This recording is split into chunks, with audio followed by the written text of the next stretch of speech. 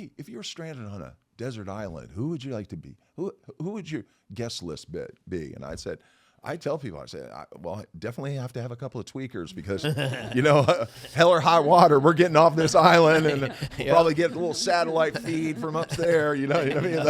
I'll take a tweaker over a university professor any day. Oh yeah. Right.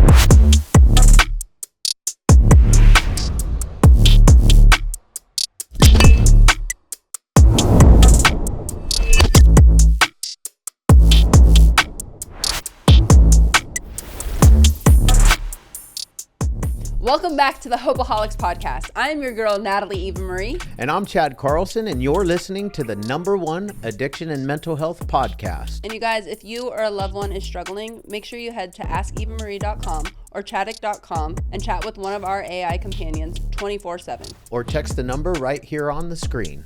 Together, we are breaking the stigma around addiction and mental health. And fighting the fentanyl epidemic. Now, let's get into the episode.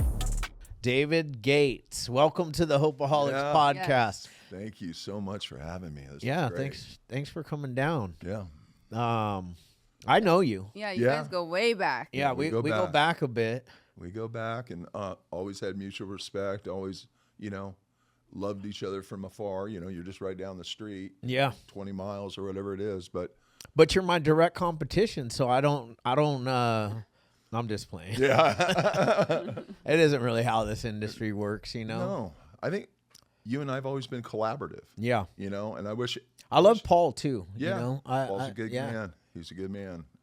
Everybody, they come by, and they look in my office. They go, Gates, you're still here? You're still doing it? And I'm like, yeah, I'm still doing it. With Paul? And I'm like, yeah, Paul, yeah.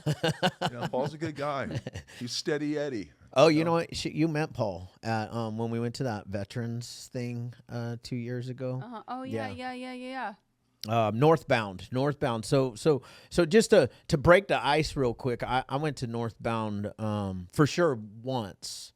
I think I came into the detox center another time, but didn't make it. But that was in the Newport location. That's correct. Yeah. And can I tell you a funny full circle moment? Yeah, sure. Years later, I end up buying this treatment program called Pillars Recovery. Yeah.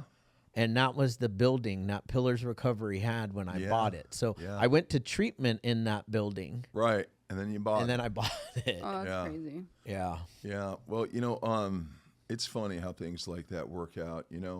I came to Orange County and, and I was born and raised here, right? But I was out in L.A. and I lived in various parts of, the country. And but Orange County's always had a special place in my heart. And, it was Christmas Day about 14 years ago. My wife came downstairs and told me she was pregnant. And I told her, I said, well, we got to get a house quick. And I said, I want to live in Aliso Viejo. And her reply was, well, where the heck is Aliso Viejo? And I'm like, oh, man, South Orange County. I love South Orange County because it reminds me of, Orange County 50, 60 years ago. There's still open space. There's still rolling hills. I planted a couple of orange trees because I like the orange blossom. Yeah. I remember that. That was like a core memory when I was growing up, the son of the orange blossom. But yeah, Orange County's great. Always enjoyed collaborating with you and tell your dad happy birthday. That's great. 90 years. And 90 years. And your mom, you guys are legends. You've been doing it for a while, Chad. It's 23 years, Hope by the Sea. Yeah. Can you believe that? No, I can't believe that. I've been working in this industry over 20 years. It's they say, well, if you really love and you're passionate about what you do, you never work a day in your life. And I think that's true for me, because I've done just about everything you can do in behavioral health care, Yeah. Yeah. What made you get into it?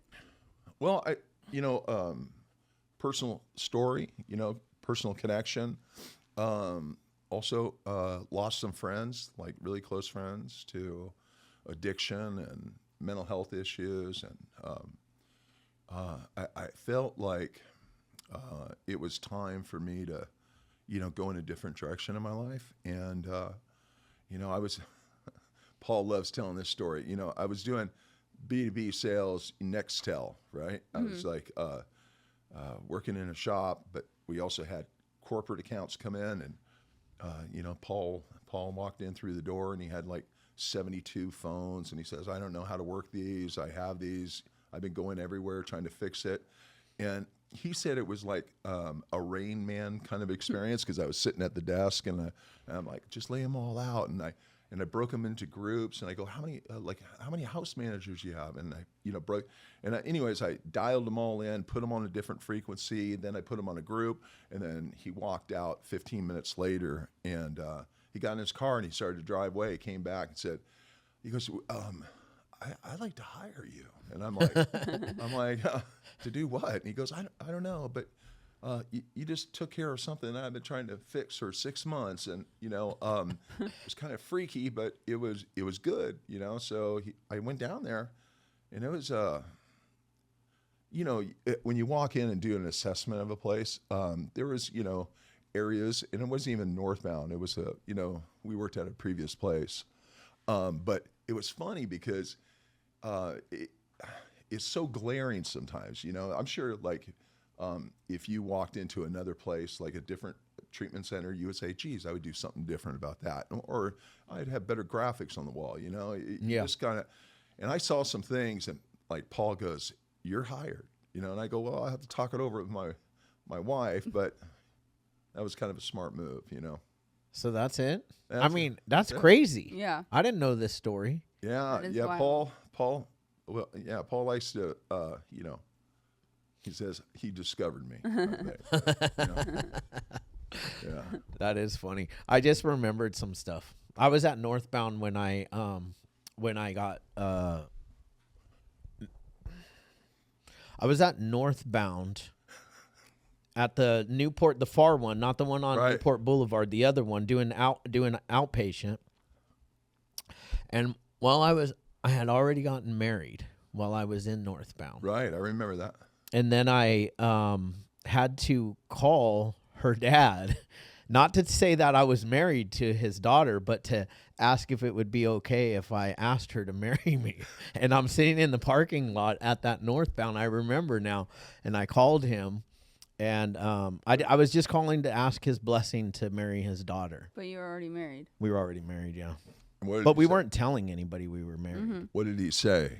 Well, also the other part of the story is he's a Los Angeles County sheriff, retired, and I'm a felon out on bail for felony evading the police in a Lamborghini at the time. I remember that. $650,000 bail, with 19 other charges pending. I remember. Yeah.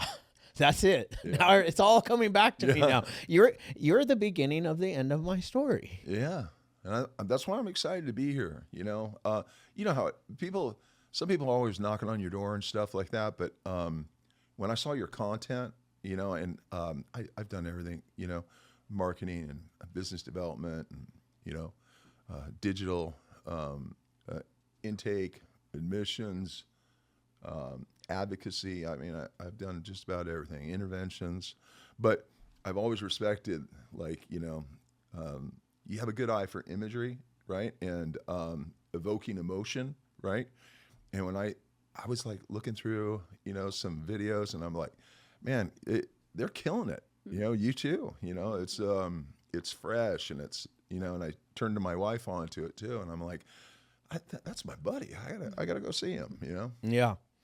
Yeah, I've been in your office numerous times. High on meth, you walking me through my paranoia. Right. I and if it wasn't for you guys had this tech at the 180 detox, right? And this girl could calm me the fuck down. Yeah. Because dude, I'd be like, everybody in that place was the FBI. Yeah, right. I'm that. You know how I get. I'm the real the real psychotic meth addict. Yeah. Yeah, man, and she was the only one that could calm me down, turn me around, get me to stay. Yeah. Make me feel like I wasn't about to get wrapped up by the FBI and taken away. Yeah, I'll tell you. I don't remember her name, but she was Italian. I do know that. Yeah.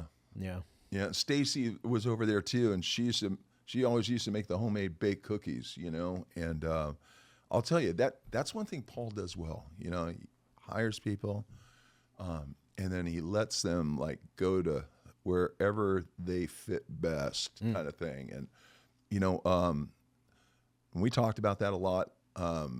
You know, staff development, training, but really just hiring the right people. You know, people that really have a passion for it, because that's what it takes. You know, sometimes I've been in those detoxes, and that's really what we call the belly of the beast, right? That's ground zero. And you know, if you say the wrong thing, if you don't have like the emotional intelligence to be able to read and assess and determine what would be the appropriate thing to say and what not, I mean, it can really change. Oh, it can be whether I stay or go. That's right, life or death, right? And if I go, and if it's today, you know, had fentanyl existed during my last relapse, I know I wouldn't be here. Oh, like I know, it's killing so many people out there. 100%, I wouldn't be here. Yeah. And thank you for the you know, the nice words on our content. You know, as I told you off air, this podcast started because I lost my son-in-law to fentanyl, and it wasn't out of any other desire. I didn't want to do social media. I didn't want to do any of this stuff because after my relapse and the whole industry knowing I got loaded, I just wanted to be quiet. I just wanted to do my thing. I wanted to build this. And then, you know, God had a different path, a different choice. And after, and you know, she'll say some stuff, I'm sure, after the fact. But after my son-in-law died, he had put it on my heart to just be the voice for the people that have lost their lives. Yeah. And hopefully offer just a mustard seed of hope to somebody that's out there struggling. And when I realized he gave me my story of struggle to finally getting it again. Yeah. Why not me? Is what I started asking. And then we started this, and then she came in as a guest. Yeah. You know, a WWE she superstar. knocked it out of the park. Mm-hmm. Yeah. And never left. Yeah. Good for her. Yeah. Good for you. That's like, you know, you know, in life, I think, choosing the right people to be beside you is a huge thing. You know, I know that, you know, when I selected my wife, you know, people like me, people enjoy, you know, kicking it with me and, you know, chopping it up or whatever. And, but they always end up liking my wife better, you know? So, that's just a tribute to her, but really it's the selection process. It's really important to, you know, like you two paired up, right? And yeah, I gotta tell you, I'm not trying to grease your axle, but you know that the content, right? The content and the imagery and everything you do is just like spot on, you know. Thank you. My wife will even nod her head on that one. I turned her on to it. I said, "You gotta check this out." And then that Costco video, man, you know, when you're tossing stuff in the basket, that was just like, oh my God, I gotta call him or go down there and try to chase him down. Our Costco videos do really well, and I have to also give a special shout out to Emily, because Young Emily. Without Emily, we look like idiots. Yeah, like yeah. What's cool about Emily is I can just go in and sit in front of a camera and like talk for like a minute or two, and I can bring her back the content, and she'll turn it into something that's like dope. Yeah. You know, and so, you know, obviously a special shout out to her. Yeah. But that's what, you know, we were talking about, like Paul just picks the right people. We have pillars, just, you know, pardon the pun, but we have pillars at Northbound, and, you know, Northbound turned into Nourish and Costa Capri. And we just really wanted to focus in on like just being able to help pretty much. You know, when the phone rings, right? Oh, we have primary mental health. We have that. Or, you know, oh, we need gender-specific female program. We have that. And we just stay in that lane. You know, there's a lot of people that branching out and, you know, selling out and stuff like that. But we just, you know, we're like you, family owned, right? Yeah. And I'm knocking, big corporate. I am. I am. That's what my whole series this year is going to be about. Is talking madness about those guys, because I don't think they have any business being in our industry. Well, to be honest with you, it's a different. Paul believes, and I believe, and we wanted to be, sort of like what you do. Like, you develop programs that I would imagine, make people want to stay here longer and engage more, and actually, we call it, mission over margin. Yeah. Right. So, like, and I think when you have the corporation behind you, you're looking at, unfortunately, just like in most things, profit and loss, but the mission becomes different. That's right. I don't wake up to do this to put money in my pocket every day. I woke up when I first walked into this industry. I started working as a driver, making $800 a month at the Wits End Treatment Center in Dana Point. Wits End. Yeah. Yeah. That's where I started. That was a long time ago. Yeah. Is she still around? She is. Yeah. I saw her a year ago, exactly 1 year ago. So January 1st, I went down to Dana Point Harbor, and there she was. Yeah. Robert? No. No, her name is Lorianne Whitty. Lorianne, that's right. Yeah. Pat died. Yeah. And then, but Jared, made sure his mom was taken care of, and Jared Menz. Yeah. Yeah. He actually is the one that gave me my first job driving a van, and everything was like they just paid you under the table back then. Gave you a house a room to sleep in, a sober living. Yeah. It was like we just worked. There was no behavioral health techs. Yeah, no, right. Yeah. my wife and I I worked at another facility, and I can honestly say that that was one of the reasons why, Paul one day came into my office and he handed me the keys and he said, "Congratulations, you're the new CEO," right? And I'm like, what are you talking about? And he's like, I'm going to go open up my own center. And this is so funny. He goes, "Hey, when I can afford you, I'm going to call you," right? So just sit tight, And so 1 year goes by, no phone call, right? 2 years go by, no phone call. Third year, I get into my office, I type in my little password, and bloop, pops up my little Outlook, and right there it said, "Northbound Treatment Services proudly announces acquiring Michael Netherton from the Betty Ford Center." And I thought, that son of a gun, right? Yeah. Well, I always bug Paul about that, but he called me like 6 months later, so it all worked out well. But he chose Michael Netherton first. Yeah. I think Michael Netherton had a bigger salary than I did. He had a name back then, right? Coming from Betty. I remember that. Yeah. I totally remember. Yeah, that. Right. Like, when did Northbound start? What year was that? Well, it like most places, right? Like the Karen Foundation, it's been around for like 75 years, but it started off as chit chat.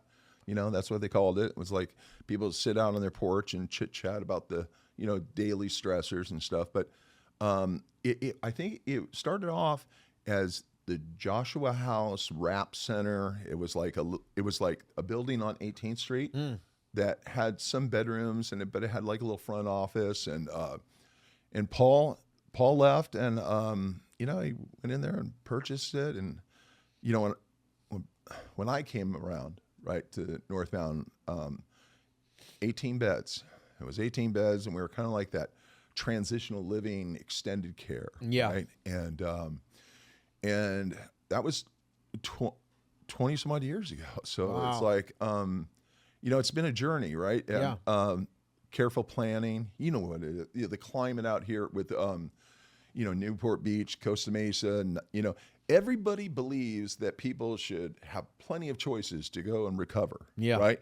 Just not in my backyard. Just not right? We're actually going through that with her treatment center right now. We got a notice from the city, a beautiful Laguna Beach. This is Dave Kiff. This is a state licensed facility, and they said, "Oh, well, you have 10 beds, and the state thing says only 6." Well, it's two licenses and an integral, Right. so it's actually 2 licensed, Right.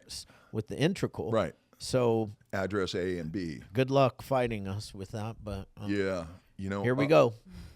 They said cease and desist by February 9th. I remember Did you guys have that shit in Newport, Costa Mesa, and I sat on the board for years on the Yellowstone, with Dr. Honey Thames. Yeah.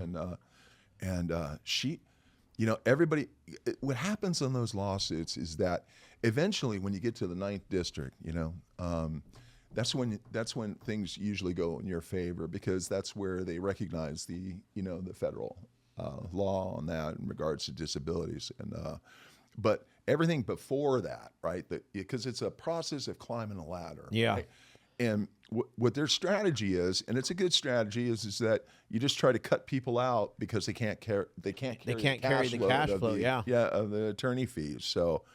But it's a grind. It's a grind when they, and they always get you on city ordinances, and or they say that your zoning's not correct, and and I get it. I understand. You got to have a community that has balance in it, but at the same time, it's purposeful. It's methodical. It's like, and really the strategy is hope you run out of money soon. And that's what it is. So you gotta think outside the box. You got to get creative, and and I tell you, we took over homes that had poor records attached to them. Whether they be, where people are being exploited or they're drug den or whatever, and we come in there and we fix them up, and we strip it down to the 2x4s, and we make it look nice, and we put it in a good hardscape. We make the neighborhood look nice.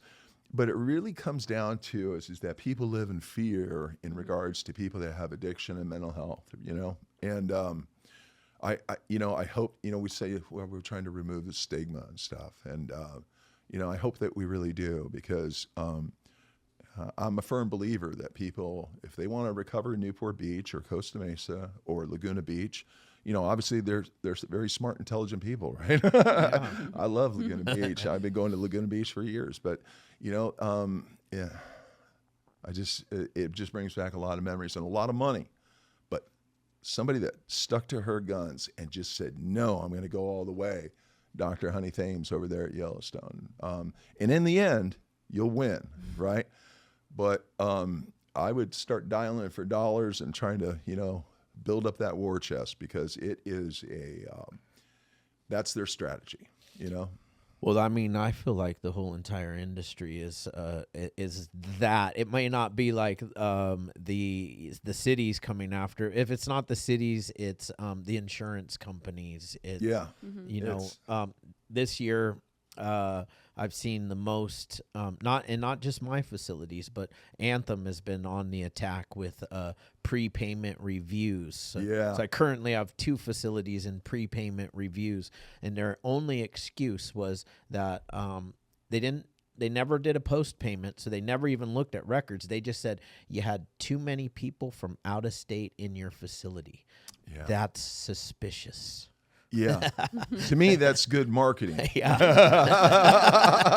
I like to argue that. Paul's like, you got Irish in you? You're always up for a good fight. And I'm like, no, I'm just, you gotta combat, You can't lay down. Right, no. You can't roll over. Right. Because I'm not in this for the money. I'm in this to save a life.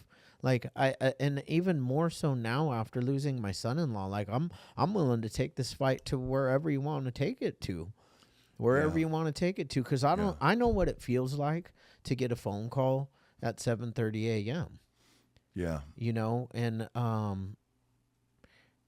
I'm not willing to not fight for another family to have to get that phone call. You kidding me? I had 2 ladies. We had 2 ladies on here a couple months ago. Both ladies lost their sons to fentanyl. Mm-hmm. Yeah, and they started a little podcast, and good for them. Get the message out. I I tell families all the time, like when I spent many years on the phone, right? And I liked it because, that to me, that was like, ground zero, front line, in the family's bedroom, or in their living room, at their family events. Cause it's amazing what, I used to call the mothers like the honey pot, right? Cause they had all the gold, they had all the good information. Not that fathers don't, but, women, they have more of the, the details that, and I'd just be writing down all the facts, all the details. And then,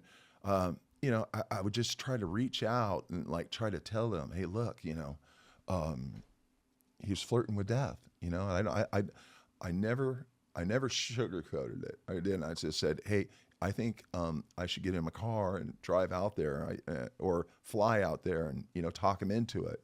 Because here's the truth: he's going to die, right? Yeah. Or she's going to die, and especially with fentanyl. Oh, it's even worse now. I mean, we used to say that. We used to say that, and we meant it back then. We really meant it. Right. Because this addiction, alcoholism is it's a chronic, fatal disease. Yeah. It's progressive. Yep. Left untreated, we die. That's it. And we destroy so many people. Everything in our path. You just like, I could go through my phone book. My wife and I have gotten those calls, and it's just like, oh my God, that guy was such a beautiful person, Yeah. so talented. So, this career, this passion, right, has led me to like so many unique. My wife always tells me, she goes, I just can't believe you end up meeting these people, right? And it's a twisty, windy road, but like I've met some really just quality, lovely people in this world, and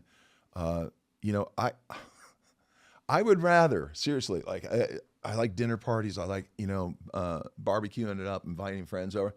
And I'll tell you, people that have the little ism, they're very unique, interesting people, and like that old saying, like, oh, hey, if you were stranded on a desert island, who would you like to be? Who would your guest list be? And I tell people, I say, I definitely have to have a couple of tweakers because, hell or high water, we're getting off this island and probably get a little satellite feed from up there. You know what I mean? I'll take a tweaker over a university professor any day. Oh yeah. Right. I mean, you need somebody that's willing to work 24/7 too. Like yeah, that's true. People don't understand the tweaker life, man, unless you've been a tweaker. No, because that's it. Yeah, my wife and I one time. Sometimes I bring her.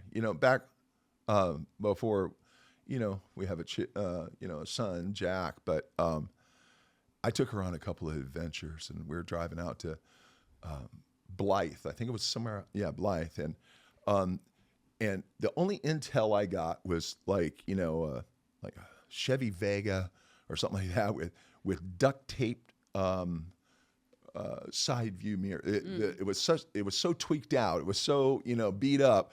We were looking for it, and so Allison looked at me and she goes, "So like, what's the plan?" And I go, "Well, we'll look at 7-Elevens. We'll look at the local Momos." And then we'll research and find like storage areas, right? And Allison's like, "What is storage?" She goes, "Oh yeah, stuff and things. They all like to." And sure enough, man, we're like driving down this street, going to the storage facility, and there goes a Chevy Vega with duct tape window and and side view mirrors, and the chase was on. It's amazing, like, and that's really, Paul, God bless him, man. That's my passion, right? And I started getting calls back in the day. I started getting calls, and parents would like get emotional on the phone, and I wish I would have talked to you 5 years ago, or And I'm like, why? What's going on? Well, I would love for you to do an intervention, and I would love for you to come get my son and daughter, but I'll tell you, I haven't seen my daughter in 3 years, and I'm like, what? And then another one, and then another one. So I walked into Paul's office. I said, "Paul, you'd just be surprised how many parents every night go to bed in this beautiful country of ours not knowing where their sons and daughters are because of alcohol, drugs, and mental illness, and they lose touch with them." And I've gone out, and that's what I love about Paul and my wife, of course, right? Because, you know, I can't go to them all, right? But I damn near do, you know. But I pack up my car and I drive off, and I go and meet with the parents, right? And you know, it's the same process. You know, you got to do a checklist, right? Dive into their electronics, anything in the room, look at old phone records, texts, social. And I've always been really good at like doing things like that, you know. Detective work. Well, yeah, I'm curious by nature, right? You know, Paul's like, you're a curious person. I'm like, yeah, I am curious. And but yeah, you have to do it. And next thing you know, right, you get a little blip on the screen, you get a little hit, and then you go off again, and then you look for them. And I've tent cities. I'm like, what the hell is a tent city, right? What?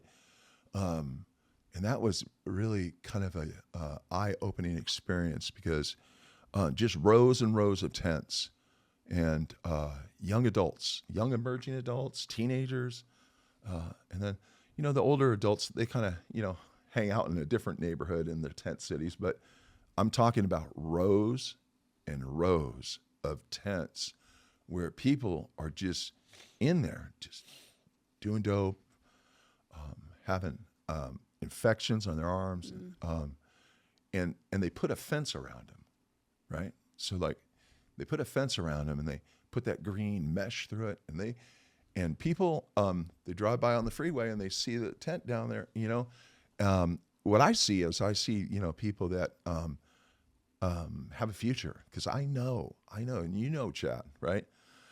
Some people come in and all the wheels are all off the bus, and the bus is on fire, and there's just no more go on the bus, right? But I believe through a process of recovery, redemption, and goodwill, and family reunification, I believe, I am witnessed that you can take an individual that may think that there's no more go in him, and they can have a whole new life ahead of them. And I wish everyone looked at tent cities the way I do. You know, I pull off the side of the road, I go down there, and I just chop it up and talk with them. You know, that's what I do. So you know, people say like, well, how did you get that person to come in? I'm like, well, it all starts with rapport, right? It all starts with rapport, and then you can inch your way to trust. And then once you have a family or an individual that thinks there's no more go, once you have them with, you know, establish rapport and trust, you can reshape thoughts, right? Yeah. And that's where the magic is, right? So that's what I'm passionate about now, is like, because it hurts me that when I talk to a mother or father that think their daughter's dead. My record is 7 years. So, and what was unique about that case is that Christina Wozniak, who is really a fantastic interventionist, yeah, and a sound clinician, and I think she had a TV show for a while, yeah, right? She did, yeah. And I think it was award-winning. She called me up out of the blue, you know, and it was a Thursday, late afternoon. She called me up. She said, "Hey, I got this family, and I've been working with them for 7 years, and we just can't find their son." And we did a couple of empty chair interventions, and I never heard of that, so I inquired. And she goes, "Well, you know, the intervention process is just as much for the family as for the identified person, right?" And I'm like, "Yeah, but it sure would be nice if the person was there, right?" She goes, "That's why I'm calling you, because I talked to Paul, and Paul and I are friends, and he says that pretty much you can find anybody." And I'm like, "Well, you know, that's a little stretch, but you know," and she goes, "Would you just talk to the family?" And I go, "Sure, absolutely." And you know, and then I talked to him, and for me, they draw you in, right? You know, because I'm a father myself. If Jack all of a sudden disappeared, you know, I know Alice and I couldn't imagine being able to lay my head on a pillow and not know where my son is, right? So, yeah, I talked to him, and it was great. But they drew me in, right? 7 years there, you know. So go out there. That's another thing. When you're looking at somebody across from the table, it's almost like they're frozen in time, right? Because I take down a lot of notes and mental observations, and all the families are the same, man. They have common denominators in them, and one of them is, you know, every night they go to sleep and they put the cell phone on their chest, and they raise it up on high, and they always have the vibration on too, and they all wake up the same way, right? They clutch for their phone to see if they missed a call, you know. They don't go on vacations. They don't sell their homes, because what happens if they were gone and, you know, Johnny came home? And they live every single day wondering what happened to their kids. And they're right down the corner, you know, around the bend in front of a 7-Eleven, or they're, you know, completely different state or a different town, and they're living in tent cities. And it's just, it's to the point where it's like, that's what I want to leave. Like you right? You want to leave. I've done some good work, right? But I want to leave a footprint, right? And there's, you know, Paul's like, yeah, I mean, you're really great at it, but, you know, and Paul, he's right. You know, he's looking at it from, you know, a business perspective, because you need to have business or a nonprofit organization to support, right? We all know that, right? So, and Paul's like, but how do you scale it? Like, you know, I only know of one David Gates that, you know, loads up his car and packs a case of water and some Gatorade, beef jerky. What else do I get, babe? Beef jerky and sunflower seeds. Yeah. Sunflower seeds. Yeah. I know how to scale. I actually know how to scale that. We could talk about that. Yeah. This is what I'm glad you came today, man. This is what I've been ranting about all week, is just the fact that, like, you know, addiction has changed. So tent cities, this is where addicts are living. Yeah. Addicts are living, mental health, and not all of them want to be there.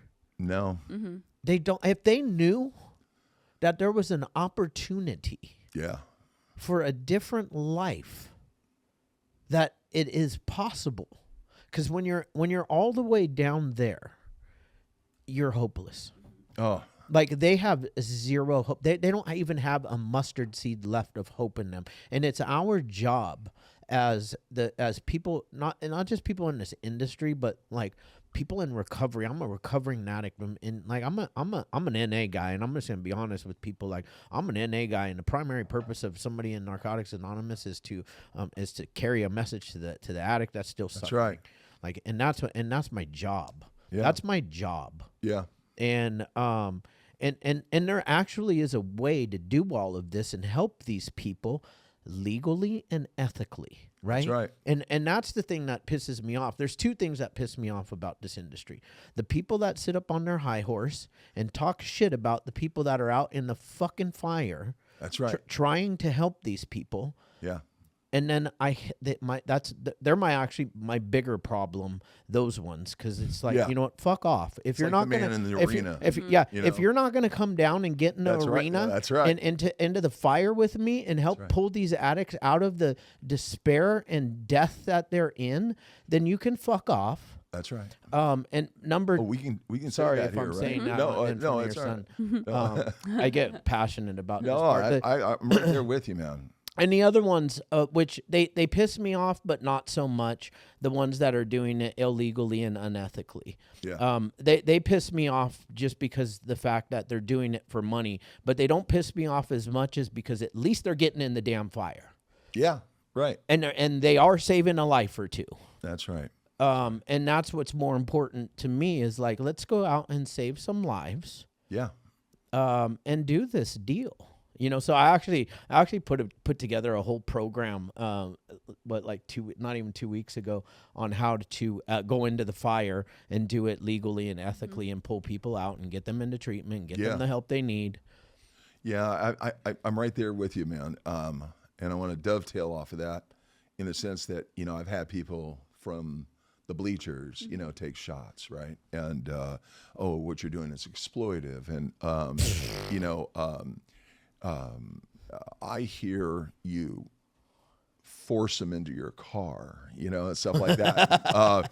And I'm not saying, I am always thinking outside the box, right? Yeah. Like I remember when this one kid got, they're like, he's not going to get in a car. He's not going to get in a car. And I go, well, I have this police app on my phone and I can wire it through my speakers of my car, which is a blacked out Ford, looks like, looks like it could be a cop car. Right. And there he was at the ARCO station. And everybody had gone to him and Paul's like, hey, that's a top referent right there. I mean, I know that father. We got to get this kid, and I go, Paul calls me like Sunday at like 9:23 p.m. Right. I love Paul, but hey, are you busy? Are you doing anything right now? And I'm like, to bed. Right. But that's that give and take relationship that you have with somebody, right? Yeah. Paul's definitely a we person, not a me person. And it's just like, or like when Jillian Christopherson called and said, hey, there's a daughter missing and it's my best friend. Are you busy right now? And it's like, I'm serious. We're sitting at Sunday dinner and I had like back when I was eating a lot, right? I had a big old tomahawk chop, and I was just about to carve into it.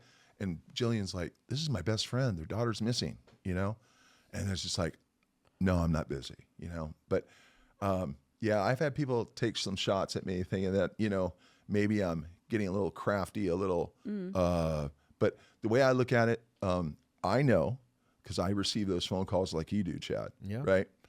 And, I'd hate to think that I was too busy, right? And then all of a sudden I hear that person died, It's like, and I'm not trying to like.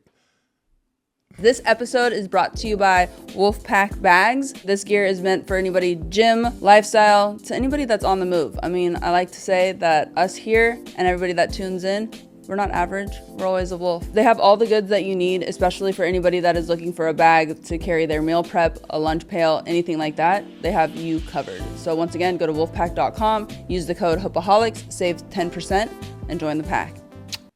Some people are willing to drive by and not be curious, right? Or some people drive by, those are dirty people that just made poor choices in their life, right? Yeah. And it's like I look at an opportunity to like build a future and save a life, and whatever obstacles, Paul says I'm really super creative, and I appreciate that compliment, and other people have said it, but the way I look at it is if I, when somebody looks at me and says, I'll go to treatment, but can I go back to school because I'm almost done with college, or I have to be in court next Tuesday, right? So, I have a relationship with our medical director, and we send out letters to the court, and I go there and appear, and I do whatever is necessary to overcome hurdles, right? Eliminate barriers, and have a person be able to be totally vested in on the treatment, because that's how you lose people all the time. My stuff and things, my storage. I got court. My hairless cat. I mean, I've heard them all, right?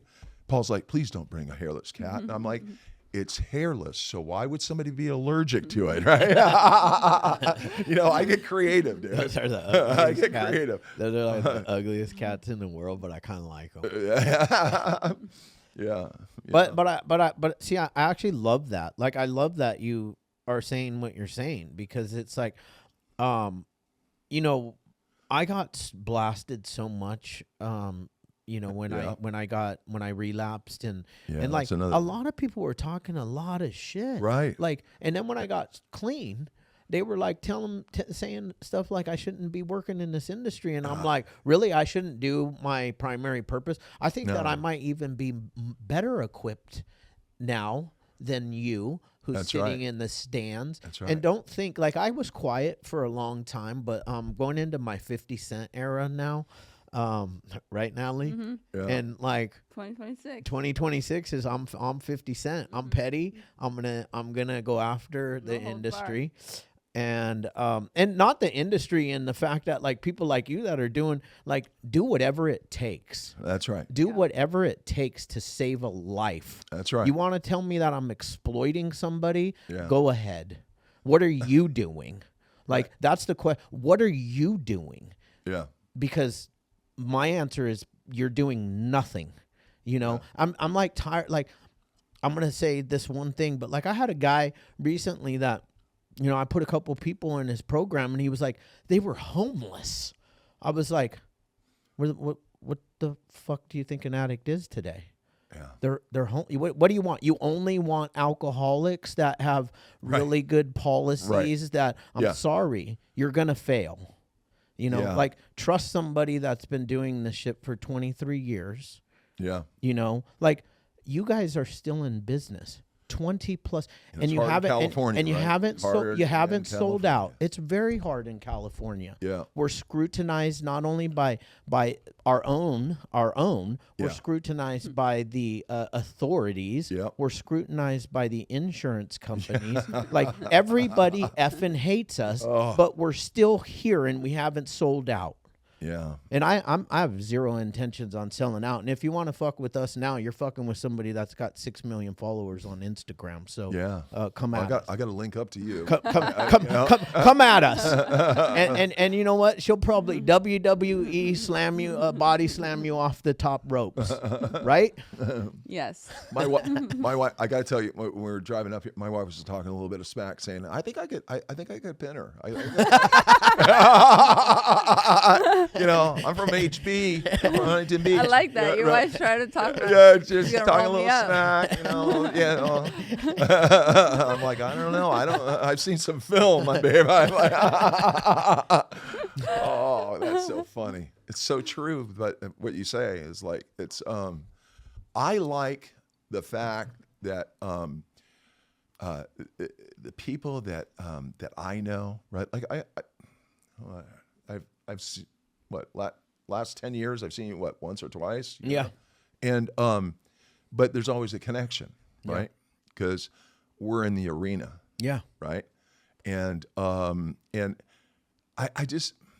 always been curious. I touched on that earlier. It's like, you know, I was curious how websites work, curious why we're paying SEO people $25,000 a month, and curious how it works, right? Image, how it evokes emotion and trust, and you know, and I think if everyone was curious, right, like who are those people down there?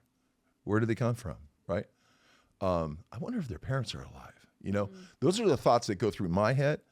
And you go down there, and I don't care if there's rows and rows and rows, and you only get 5 that want to talk to you. Well, that's 5 less than it was, right? And march them all out there. And it's the truth that like that kid that was gone for 7 years, you know, mom and dad said, basically, we think our son's dead, but you know, we're getting older, and it's just like one of those things we just can't, you know, let go. Right. And Ashton Abernathy, I love Ashton Abernathy. I ran into her, when she was working at Spencer Recovery, and, you know, I offered her a little sweeter deal, right? And you know, she came aboard, and she was like a wizard. She knew everything. 5 years would go by, and a family would call, and hey, this family wants to talk to David Gates, and you know, and the name would come out, and then it was like Rain Man. Talk about real Rain Man. Ashley goes, oh, yeah, that's an ABF pre-alpha.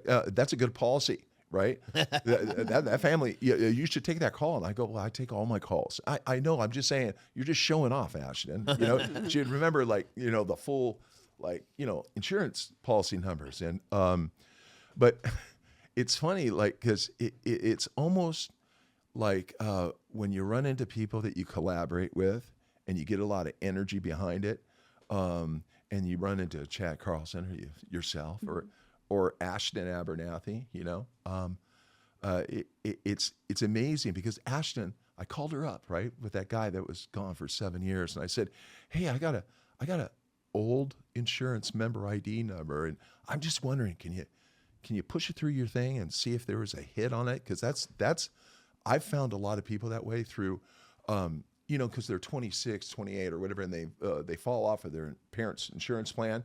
But if they were missing in 24, right, there was a couple of years there, right? So I always think outside the box, right? And if I could just get like a location beacon, that's how I got that guy, blip, a little blip on the screen. Sure enough, he went to an urgent care Swiss University Hospital or in Seattle, and then a lady I used to collaborate with at the Menninger Clinic, who is an LCSW, I knew she moved up to Seattle, right? So I gave her a ring. I said, hey, what's going on up there? And she's like, well, since COVID, they at least they rounded up all the people that were homeless in those tent cities and they put them in hotels. And I'm like, where they were worried about community spread, so they put them up all in the hotels, and there's no conventions going on. And I go, do you think if I could give you a name, you could tell me? Oh no, it's all buttoned down, David. That's protected health. You're gonna have to come out here and just hope to see him, walk out from one of the hotels. And I go, well, how do I know which hotels? And she goes, well, I can give you a starter list, but they have the big, huge chain link fence with the green mesh on it. And this is a God's honest true story. I told the family I'd start on it tomorrow, right? So that was Thursday night. I flew out Friday evening after finishing my shift at Northbound Treatment Services. And I flew into SeaTac, rented a car. By the time I got on the road, it was like about 10 p.m. And I pull up to the very first hotel, and it was over there by the convention center. And it was, typical Seattle. Have you been to Seattle? Mm-hmm. Yeah, I love Seattle. Family has property on an island, the San Juans, just right off the coast there. But I flew in, got in the car, and it was rainy, it was drizzly, it was cold. So I'm looking at like 11:30 by then. And I'm like, and I see those guys, they're in a big old like Ford Explorer, right? Two guys, and people would come in, they open up this big binder. I'm talking like a binder like this, and they'd thumb through it, and they would sign in and sign out, right? That's how their process was. So it was funny. I said, how am I going to be able to get the name? How am I going to be able to get a review process here? So I always think outside the box, right? So I go, cold, probably they're a little bit lonely, right? So I dialed up Domino's. Sure enough, that little Domino's car came and, dropped off a couple of pizzas, a couple of drinks, and they were like, you should have seen them. They were like, what, me? What? And they were like high-fiving each other and stuff. And I just sat there like patiently. I just sat there and I watched them eat and drink and bullshit, and I gave it a good hour. So now we're talking about like 11:30, 12 midnight, and I just walked up to the window and I said, hey guys, hey, how you doing? I'm David, and I bought you dinner, and I just want to say thank you for the work that you do, and hey, I was just wondering, I have a family that hasn't seen their son in like 5, 6, 7 years, and I was just wondering if you don't mind, if you could. And he goes, I can't let you in, man, but I like that, I wish more families, were, doing what you're doing right now. And I'm like, God, how about if I just give you the name? Can you just tell me if he's here? The guy goes, all right, let's go to the back. And I'll swear to God, I'll never forget it. Because I thought that big binder was it, right? You know how big a back end of a Ford Explorer is, right? There were just binders after binders after binders, just like stacked on each other, right? And 4:45 in the morning, right? We got a hit, and I'm like, holy crap! And I wanted to call the family, but I don't do that anymore because I've learned I've learned my lesson with that one. But I waited. He goes, hey, I know the guy. It's not this hotel, but it's another hotel, and I got a buddy over there, and I'm gonna tell him that you're just gonna go over there and wait for him. So I went over there and I waited, and the guy goes, hey, if it's the guy I think it is, 6:30 every morning like clockwork, he walks out that gate and he goes over across the street to the McDonald's and gets a big old cup of coffee. And so I went to Starbucks. I got a couple of cups of coffee. I got some donuts. And I just wait. So now it's about 6:30, and sure enough, it was like about 6:40. Walked out, and I just called his name, and because they all kind of look alike, right? They all got the dark clothing on. They're a little bit grubby, right? They got the hair. So I wasn't really sure, but I called his full name, and he, head popped up like, and he walked right over to me, and I'd say, hey man, hey, I know you like coffee. You want to come on in? It's a little warmer in my car. Got you a nice coffee. We just sat there and had donuts and coffee, and I didn't press him. I didn't say anything. He didn't ask, which was really unusual. Like, hey, how did you know my name? Right? Hey, and because sometimes if you push too hard, right, they because you don't know how reserved they are, or you don't know how remote they've been, right? So and you don't know if this is like a primary mental health or substance abuse or a little bit of both, right? So you have to like all I was just trying to do is just chop it up with them, right? Shoot the shit, right? And again, it's just outside the box. I just I go, hey Tim, do you remember when we were kids? And he's like sipping his coffee and having a donut. He goes, yeah.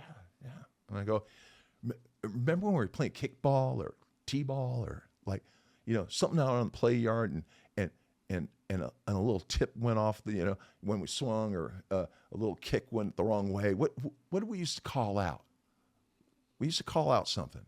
And he looked at me, he goes, do-over? I'm like, that's right, do-over. I go, what if I were to tell you today that I'm going to offer you a do-over? That's the reason I'm here. A do-over, Chris. You can fly back with me. We'll clean you up. We'll get you. You've lost your phone. You've lost your laptop. Parents haven't seen you in 7 years, and I'm talking about a complete do-over. And he looked at me. He goes, "Yeah, let's go." Right? And my heart, like, wow, 7 years. Can you imagine that? Family going to bed every single friggin' night. And he's right down the street. Well, figuratively, And I had him on an airplane. And this is the kicker. This is something, people say, hey, why do you do this, right? You're making a lot of money. I'm like, no, I'm not making a lot of money. I'm blessed, right? Yeah. I've worked hard, right? My wife is a speech pathologist, so it's not, money doesn't govern me, right? But we got on the plane, cleaned him up, got a haircut. We're sitting in the seat, right? We're sitting in the seat, and when I saw that, when they put the lid on, right, and they start tacking away, I say, hey, Chris, your family wants to talk to you. And he's like, okay. And I touch the screen, and this is what it's all about, because it's like, the sound, the sound a mother makes when they are reunited with their son or their daughter, it's like a cross between, like a wail, a moan, a laugh, a cry, and it's all blended together, and it's like, seriously, it's like magical, and it's all the same, whether it's been a 2 days or 7 years or 5 years, that sound, like, when somebody thinks something's lost that's so precious and you find it, it's incredible. It's powerful. And that's really why I do it. It's like, because nobody else is doing it, right? Nobody else is doing it. Police officers come by and they fill out a form and they put you on a database and they take a hair sample for DNA in case they find some bones, but nobody is out there. And people say, like, how do you do that? And it's like, people are very predictable, right? It's not, people think I'm a wizard or like I have magical powers. Human beings are, especially addicts, right? They're very predictable. It's almost like, how do you track migratory bird paths or the buffalo when they go across the range, right? Or the Mustangs. They're predictable, right? So if somebody has a little hustle and it's a girl and they've been known to hang out in a hotel for 3 or 4 days, well, you're going to look for the Momo that, has a little food place next by, or across the street there's a liquor store so they can get their little cigarettes. And people go, oh, do you go during checkout time and I go, no, I don't go. I go around 3 p.m. That's when I go and scour the hotels or the motels, right? And people will ask me like, well, what do you do? Like, how do you find them? Because you can't go to the front desk, right? Mm-hmm. You go, oh, I'm so sorry, it's our policy. We don't, you can't go to the front desk, and you have to hit hotels one after another. So you can't just stay there and just stake it out, right? Because I'm only one person. So what I do is I pull my car in reverse, right? And you know how you can see, so you can position yourself where you can see every single room, every single window, right? You're in the bird's eye, right? So, and then what I do is I just start wailing on my horn, right? I just start wailing on and I'm scouring. And if you're inside that hotel as a girl or a guy, right? And you might be running away from something or know that somebody's out looking for you, every ounce of fiber in their body, right, is telling them, don't peek out the window. But they always do, right? They always do. And when that curtain moves, I just simply get out of my car, walk up the stairs, knock on the door, and there they are. And I've done that. That's a good one. That one works because you just sit there and people are looking at you like you're nuts, and I don't give a shit, right? The manager's out there, looking at me, I'm gonna call the police. I'm like, okay, you do that, but that's what just those things, those little outside the box kind of things that, but 7 years, that was a journey, man. And I found him in 3 days. Wow. Somebody that's been gone for 7 years. Found in 3 days. And I got another one coming up too. Yeah. But then you have some horrible stories where you find out that they're no longer alive, But I just, if we were live and we had a little telephone, stuff like that, I bet you if we asked, hey, how many parents out there know where their sons and daughters are? And there's just so many, man. And I would love for somebody to see this. I hope they do, right? Mm-hmm. And I hope that you can help me out and blast me, because that's what I want to do. I want to leave I want to exit my career and leave like a digital footprint, right? And there's so many people out there that need our help and our services, and some of them are presumed dead, and they're not. Now, I'm not saying everyone's a lot, we do have those stories too, but I'm like a dog on a bone. Yeah. Chicken on a June bug. Right. So that's what that's really how I want to wrap up my, swan song, so to say, right? Leave a digital footprint that's like, let's get people together and be curious about the people that are down there. One of them might be your son, daughter. Mm-hmm. One of them might be your cousin, right? They're down there. Like in Seattle, I've gone back many times, right? And these aren't desolate people. And I was talking to Paul. Now the exploited, like, oh, David Gates, you're exploited. I was coming across people say, hey, I could use some help. And I'm like, okay, great, let's do it. And I drop them off at a hospital or a reasonable, respectable treatment center. I'm talking about people living in squalor, having abscesses on their arms that have a Blue Cross, and their parents work at Boeing or Microsoft or Amazon. They're not like people that don't have a penny in their pocket. And it's the same thing. parents make choices about putting down boundaries, and they hear stuff like out there about like, oh, people need to reach their bottom, or oh, you need to kick them out and get them on the street. And I don't agree with that, right? If somebody's in crisis, you want them closer, right? You don't want them out in the street with the wolves, right? And people, oh, he needs to sleep on the cement. Well, fuck, after a week, the cement feels pretty good, right?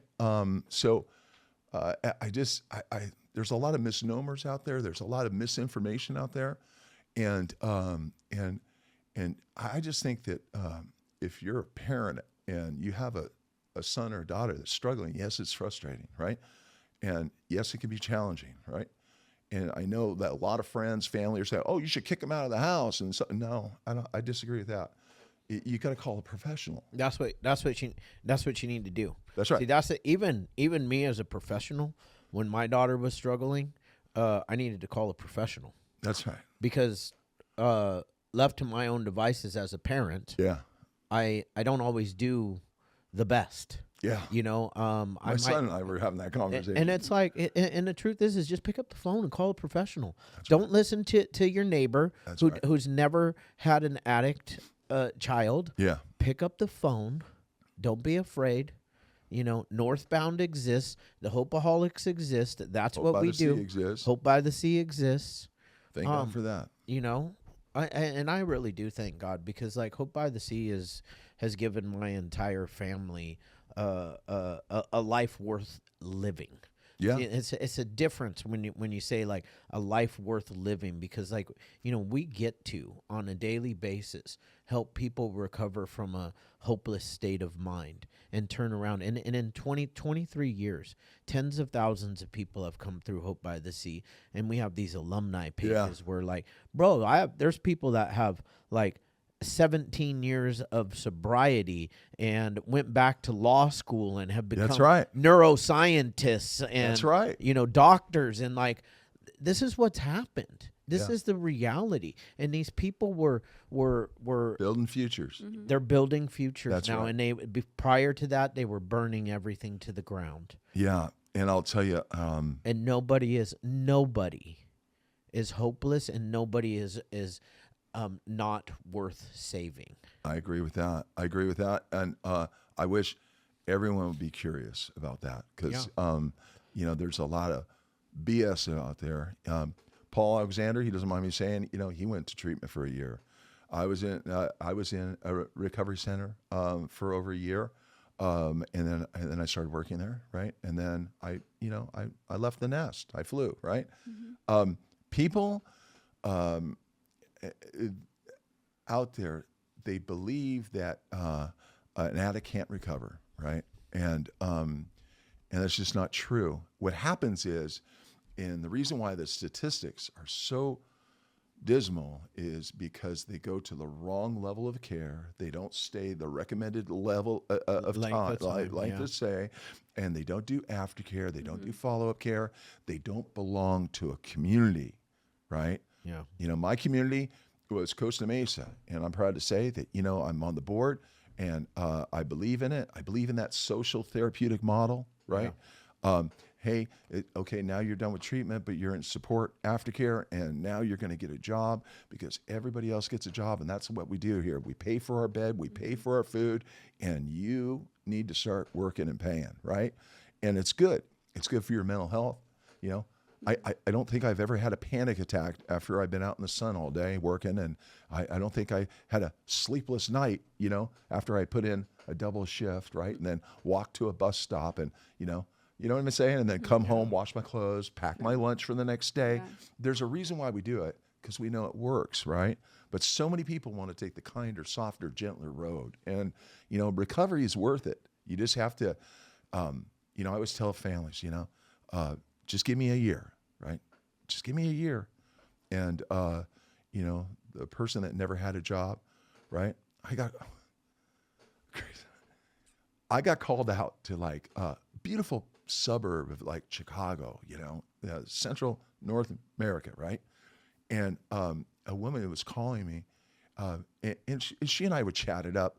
but like every year, and I'm like, well, really, I would love to come out there and see you guys and meet your son and stuff like that. So mom and dad converted a garage so, little Johnny could, have a place, above the garage, a little roost, right? And he lived with his parents for almost 45 years. 45 years. Never had a job. Mom and dad pretty much provided everything, right?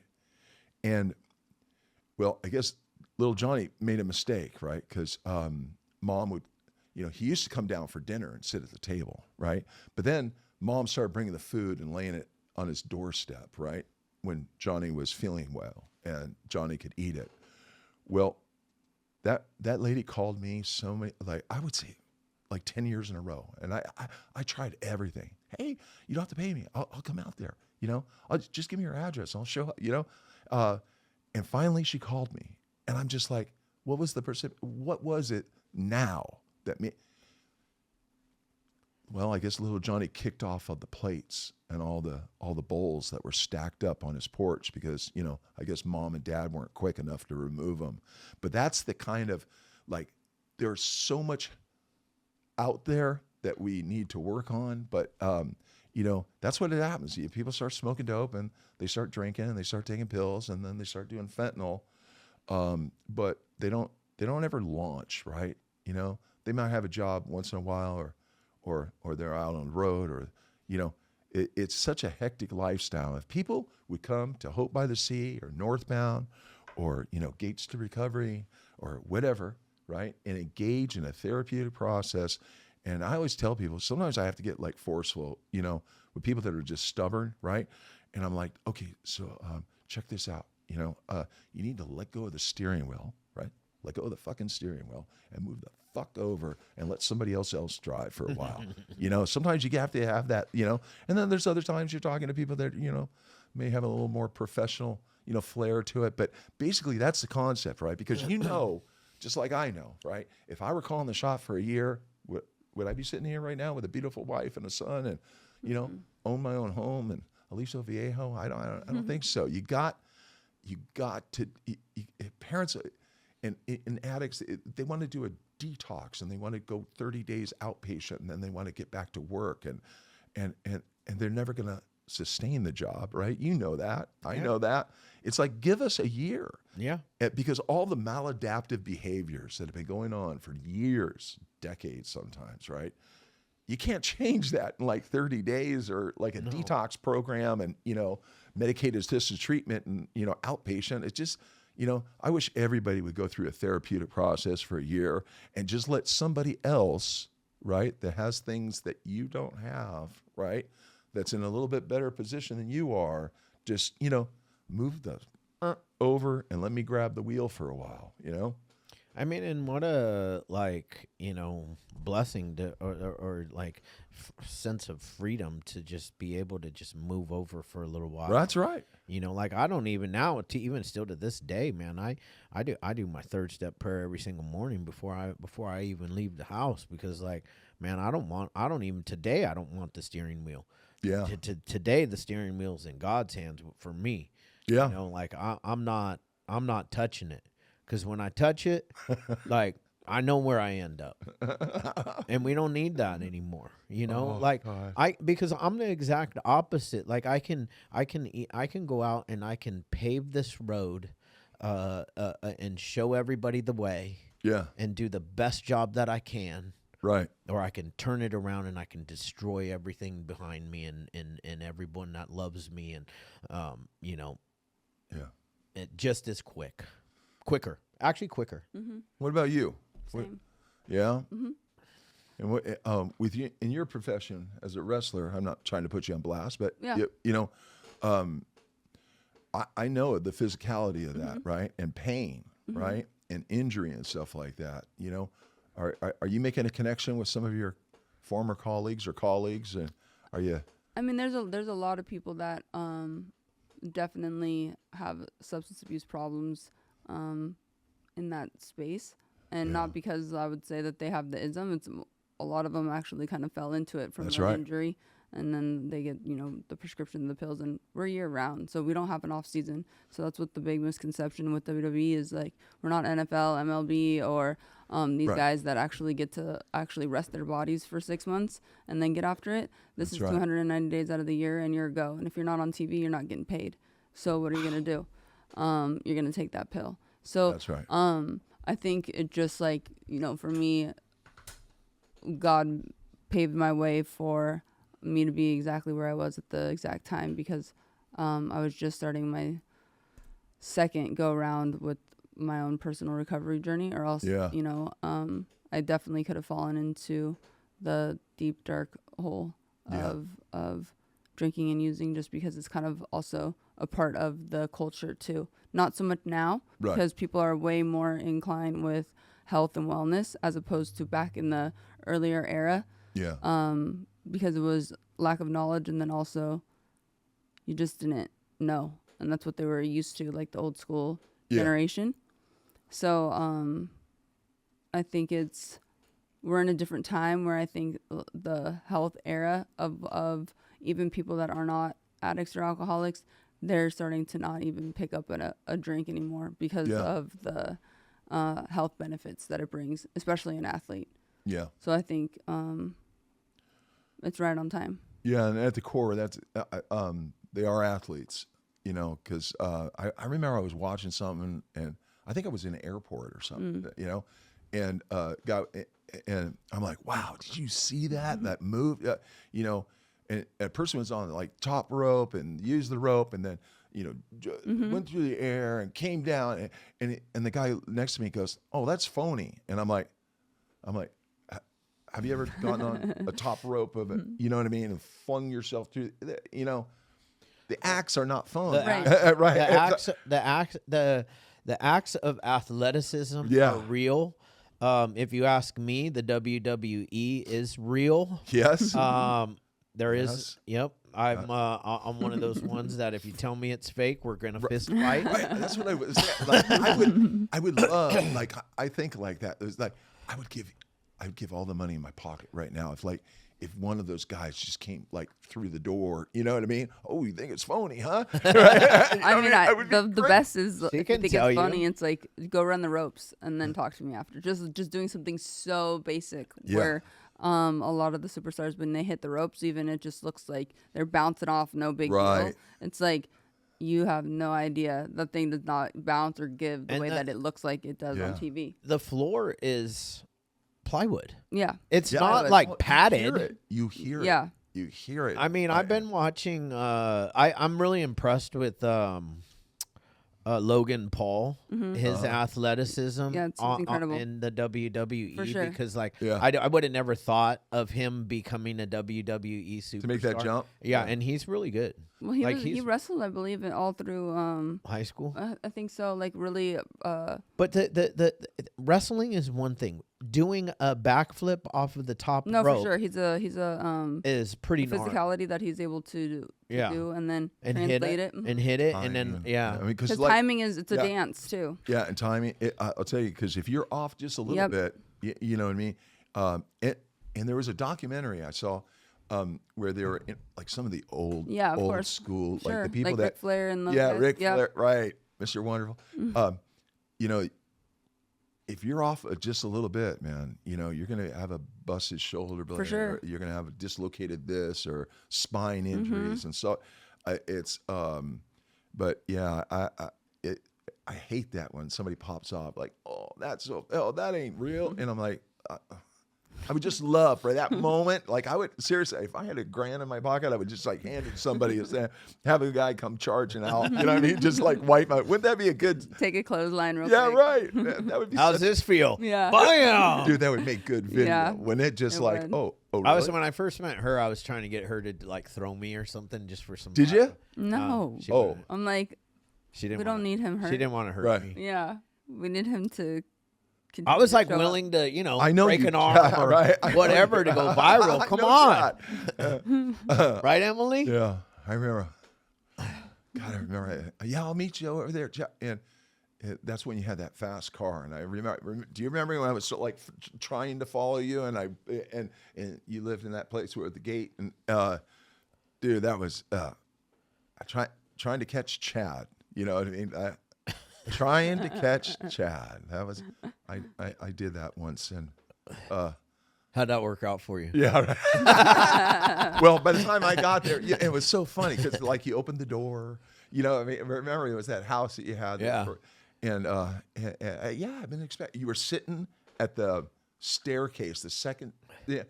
I just got ahead of you is all. And I'm like, yeah, I remember that. Ready to go. Yeah, Let's ready go. to go. That's right, ready to go. Let's go. I got my bags. Yeah, but that's where that's where you and I come from, right? Yeah. Because without structure, right? Without accountability, Yeah. without love, right? Yeah. Like I'm talking about healthy love. I'm Yeah. talking about people that I'm kind of like I got really good friends. Like I'm blessed. I got like a handful, right? People that I can bank on, right? And it's important to have those people that you'll listen to, right? Because life comes at you hard, right? Yeah, it doesn't get Comes at you easier hard. just because we get clean. And Right. it doesn't get easier just because we get successful. Those are all myths. Yeah. They're myths. As a matter of fact, it gets harder, but we get better. Yeah. And we get smarter. And we have outlets. And we have ways and means to deal with our feelings and emotions today. Yeah. And we don't have to get loaded over them. That's Yeah. the blessing, man. Yeah. Mr. Gates, we appreciate you coming on. Are we done? Yeah. Yeah. It's just, Oh, that was good. Thank you so much. Yeah. really No, good it's podcast. my pleasure. And You're like a little archangel. yeah. Thank you out so there, much. I out there. appreciate that. out there doing the deal. I'm glad that this podcast came out because it's going to go, especially with my January content. I don't know if this is going to come out in January, but it'll come out in February. In 20. Oh, good. My birthday's in February. That'd Yeah. be good. And then I appreciate all of you, and thank you so much for Yeah, having me thank on. you. And Yeah. like to come on again and maybe Yeah. do a little touch up. But thank you so much Thank for everything you. you guys do, and you're reaching a lot of people. You really are. Thank you. And Appreciate you. spot on content, and yeah, People really- have heard of us. Oh, The Hopeaholics. Don't blow his well- head up. You know how that can go There's too. there's a buzz. There's a buzz. Yeah. But when I saw it, I told I said, I go, Allison, you gotta. Allison's more of a TikTok, Sure. more of a Instagram. She's a little more hip. She's a little bit younger than me though. But Yeah. yeah. She looked at it and she goes, yeah, you're right. It's good. Like that. That Costco thing. That was just We've taken a break for 2 weeks on our Costco hauls, but I do want everybody out there to know that our next one will drop a week from Wednesday. We will be doing. And they're gonna be like, "What are you talking about?" Right. Because this airs in February. Oh shit! Yeah, Thanks a lot. just so you know, we're filming Yeah, this exactly. during Christmas Like, time. what? Like New Year's Yeah. is the day after Yeah. tomorrow, so be safe out there. be Yes. safe out there. Yep. Happy Valentine's Oh my God! Day. Get out of here! Happy Valentine's Day, everyone. Wow. Thank you so Thanks much. so much, Yeah, David. thank you. Appreciate it.